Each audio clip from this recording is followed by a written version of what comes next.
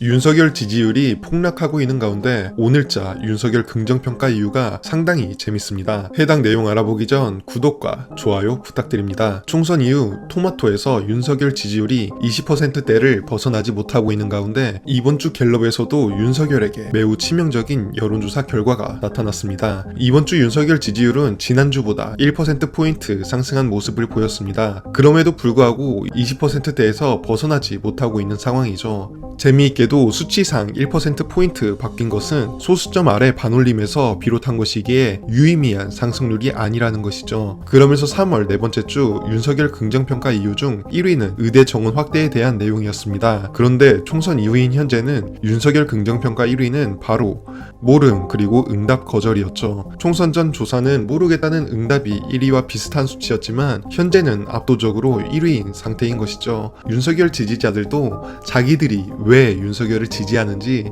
모르는 그러한 상황인 것입니다. 이번 조사는 늘 갤럽에서 나타난 보수 과표집 현상이 동일하게 일어났는데도 이와 같은 결과가 나타난 것이죠. 이러한 뜻은 결국 윤석열의 국정 운영 방향성이 제대로 잡혀있지 않다는 것을 증명하는 동시에 콘크리트층을 제외한 지지층들이 떠나가고 있음을 증명합니다. 돌아와서 서울은 강남 3구의 막대한 인구의 지지에도 19%로 폭락한 수치로 나타났으며 TK는 10%포인트 하락해 25%를 기록하고 있는 상황입니다. 정말 말 그대로 나락으로 떨어지기 시작한 윤석열 정부입니다. 그러면서 오늘 이재명 대표께서 의제 조율을 뒤로하고 대통령을 만나겠다 언급하니 곧바로 영수회담 일정이 잡혔습니다. 정말 속이 다 보이는 대통령입니다. 그러면서 민주당은 이번 영수회담을 두고 총선에 나타난 민심을 가감없이 윤석열 대통령에게 전달하고 국민이 원하는 민생 회복과 국정 기조 전환을 도모하는 회담이 될 것으로 기대한다며 언급했습니다. 구체적인 의제를 설정하지 않더라도 민주당이 현장에서 김건희 특검법 등 윤석열이 피하고 싶었던 내용을 테이블에 올릴 가능성이 충분히 있는 것이죠. 다음 주에 이어질 영수회담이 상당히 기다려지는 가운데 오늘 전해드릴 희소식이 하나 더 있습니다.